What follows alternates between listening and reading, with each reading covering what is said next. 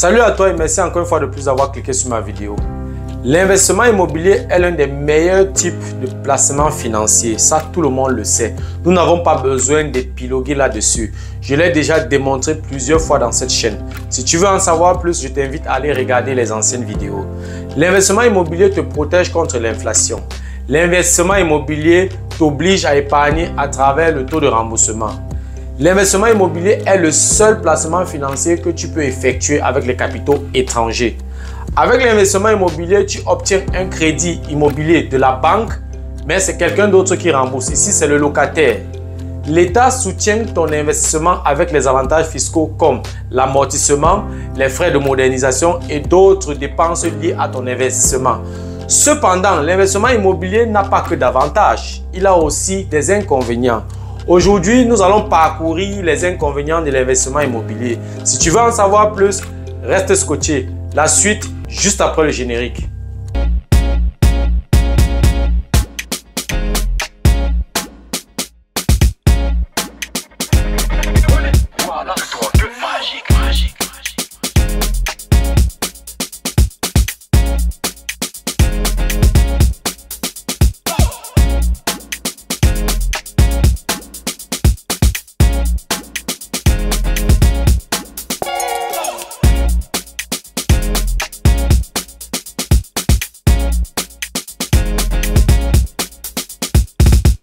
Voilà, si c'est ta première fois de passer par ici, je m'appelle Fabrice Zopop, je suis ingénieur en génie mécanique et en même temps je suis investisseur immobilier. Je parle dans cette chaîne de deux thèmes principaux. Je parle d'intelligence financière et je parle d'investissement immobilier. Alors si tu aimerais faire partie de cette aventure, abonne-toi tout simplement à cette chaîne pour ne manquer aucune vidéo. Si en plus de ça, tu actives la cloche de notification, tu recevras de manière automatique une notification lorsqu'une nouvelle vidéo sera publiée. Si tu as des questions, des suggestions, des critiques ou des propositions d'amélioration, alors écris-moi tout simplement en commentaire. Un like me ferait énormément plaisir. Si tu as besoin de mes services, tu peux me contacter via les coordonnées qui s'affichent à l'écran. Tu peux également me recommander à tes proches. Et surtout, maximum de partage. Ne garde pas ces informations pour toi seul. Permets également à tes proches d'en profiter. Comme je l'ai dit à l'introduction, nous allons dans la vidéo d'aujourd'hui nous pencher sur quelques inconvénients de l'investissement immobilier. Il y en a plusieurs, mais pour que la vidéo ne soit pas longue, nous allons parcourir exactement 8 inconvénients. Pour ceux qui veulent en savoir plus, des workshops, des séminaires, des conférences et des exposés sont en cours de téléchargement. Là, j'irai en profondeur dans cette thématique. Pour chaque inconvénient qui sera énoncé dans cette vidéo, je te proposerai quelques pistes de solutions et je te présenterai quelques voies de contournement. Quels sont donc ces inconvénients? Premier inconvénient, un bien immobilier n'est pas mobile. Comme son nom l'indique, un bien immobilier n'est pas mobile. Si dans une région, les biens immobiliers subissent une baisse des prix et que tu ne reçois pas l'information à temps, tu ne peux pas simplement emporter le bien et déménager. C'est pourquoi tu dois faire évaluer régulièrement tes biens immobiliers et observer le marché immobilier attentivement. Lors d'une crise, par exemple, tu ne peux pas transporter ton bien immobilier. Si tu quittes le territoire, tu ne peux pas emporter ton bien immobilier avec toi. Tu es obligé de vendre ce bien ou alors de déléguer complètement la gestion de ce bien. Deuxième inconvénient, en Allemagne, les lois sur le bail sont favorables aux locataires. Comparé aux autres pays de l'Union européenne, l'Allemagne est un pays de locataires. Alors que le quota de propriétaires immobiliers dans l'Union européenne est de 70%, le quota en Allemagne est de 52% au 1er janvier 2023. Cela signifie que 48% de la population allemande est locataire. Et avec l'état actuel du marché immobilier, la tendance est montante. C'est pourquoi tu dois prendre le temps de chercher le bon locataire et être rigoureux dans ta sélection. Une erreur à ce niveau entraîne d'énormes pertes financières. Et en tant qu'investisseur immobilier, tu dois mettre des logements habitables sur le marché et ne pas proposer des loyers trop chers. N'est-ce pas? Les logements doivent être abordables et tu dois identifier avec précision tes futurs locataires. C'est très important. Troisième inconvénient, dans l'investissement immobilier, il n'y a pas de revenus passifs. La constitution d'un patrimoine nécessite toujours un travail actif, surtout au début. Au début, tu as beaucoup de travail, mais par la suite, tu as moins de travail. Mais il est possible de mieux organiser ce travail. Tu peux déléguer de nombreuses tâches et te concentrer sur des tâches stratégiques. Il existe par exemple des administrateurs de biens, des gestionnaires de copropriété, des artisans, des coursiers, des agents immobiliers, des intermédiaires de financement, des assistants virtuels, des concierges, des entreprises de nettoyage que tu peux solliciter pour tes investissements immobiliers. Ces services ne sont naturellement pas gratuits. C'est pour ça que ces coûts, tu dois les prendre en compte dans tes différents calculs. Quatrième inconvénient, la connaissance dans plusieurs domaines est obligatoire. Tu dois être capable, en tant qu'investisseur immobilier, d'évaluer la structure du bien immobilier. Les connaissances dans plusieurs domaines sont nécessaires, notamment le secteur des artisans, le financement, la gestion de projets, l'achat, la vente, le secteur du marketing, le droit fiscal, le développement de projets et la communication. Tu dois t'intéresser à la jurisprudence dans le domaine de l'investissement immobilier et tu dois également t'intéresser à l'organisation fiscale. Sinon, tu ne pourras pas profiter de tes avantages fiscaux.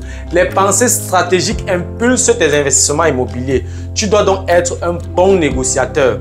La créativité, la patience, la rigueur et la passion pour l'immobilier sont des piliers importants pour la réussite de tes investissements. Cinquième inconvénient. L'achat des biens immobiliers est lié à des coûts de transaction très élevés. Les prix de l'immobilier commencent à partir de 5 chiffres. Chaque achat immobilier est lié à des frais de transaction comme les frais supplémentaires pour l'acquisition, les frais de crédit, les frais de rénovation et beaucoup d'autres frais. Par exemple, dans une bonne localité, un appartement T2 de 60 mètres carrés peut te coûter 100 000 €. Avec les frais supplémentaires pour l'acquisition et les autres frais, tu peux vite atteindre le montant de 150 000 € comme coût total de l'investissement. C'est pourquoi tu devrais commencer petit afin de t'habituer à des sommes élevées. Et si tu commences petit, les risques sont gérables et tu peux recommencer à tout moment en cas d'erreur. Les erreurs sont permises, mais le plus important, c'est d'apprendre de tes erreurs et éviter de faire la même erreur 2 fois car ces erreurs sont liées à d'énormes dépenses. Sixième inconvénient, une estimation des prix de l'immobilier avant l'acquisition est très difficile. La comparaison des prix de l'immobilier est difficile. Le marché immobilier est un marché qui n'est pas du tout transparent. L'évaluation d'un bien immobilier est très complexe car ici il faut tenir compte de plusieurs paramètres et ces paramètres sont dynamiques. Par exemple, 2 appartements identiques ayant le même plan, ayant la même année de construction et situés dans la même rue peuvent avoir des prix différents à cause de l'équipement. Peut-être cet équipement est différent. Mais les 2 appartements sont identiques, mais n'ont pas le même prix. C'est pourquoi tu devrais contacter des experts dans le domaine avant de faire une quelconque offre d'achat. C'est très important. Septième inconvénient, il y a des influences macroéconomiques sur le marché immobilier. La crise du Covid, la guerre en Ukraine, la crise énergétique, la problématique des chaînes d'approvisionnement ont provoqué l'augmentation de l'inflation, ce qui a provoqué l'augmentation des taux d'intérêt. Et l'augmentation des taux d'intérêt à son tour a entraîné une légère correction des prix de l'immobilier vers le bas. Cette hausse des taux d'intérêt a fait passer le marché de statut de vendeur à celui d'acheteur. Mais cette correction des prix de l'immobilier ne peut pas compenser la hausse des taux d'intérêt. Tu devrais donc tenir compte d'autres paramètres comme par exemple les avantages fiscaux, comme l'apprentissement, comme les frais de la modernisation, comme d'autres dépenses liées à ton investissement. Tu devrais également tenir compte des stratégies comme les modèles de location spéciaux, par exemple comme les logements meublés pour les étudiants, pour les monteurs, pour les artisans ou bien les stratégies comme les Airbnb. Raison pour laquelle tu dois de manière fréquente observer le marché immobilier de près. Avant d'acheter un bien immobilier, tu devrais définir au préalable une stratégie de sortie afin de pouvoir réagir rapidement à d'éventuelles fluctuations du marché. Tu devrais également constituer des réserves pour te préparer à toute éventualité future. Huitième inconvénient, les modifications de la législation relative au marché immobilier. Les modifications de la législation sont fréquentes comme par exemple la réforme de la taxe foncière, les taxes sur les émissions de CO2, l'interdiction des énergies fossiles comme le charbon, le gaz et l'huile pour le chauffage afin de stopper le changement climatique. Il y a également des modifications de la législation comme par exemple l'interdiction des bâtiments ayant une mauvaise efficience énergétique. Ces changements législatifs peuvent avoir un impact important sur tes investissements. Ces changements ont généralement pour conséquence de grosses dépenses. Tu devrais donc rester informé pour ne manquer aucune information sur ces modifications.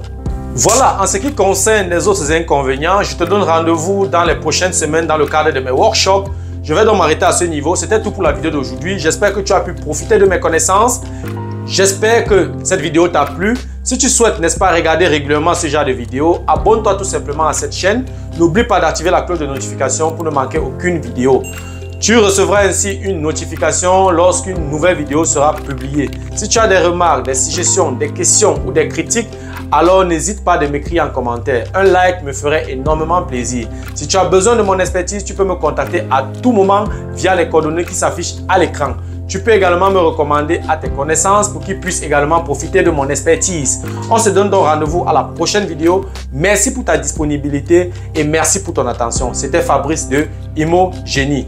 Ciao.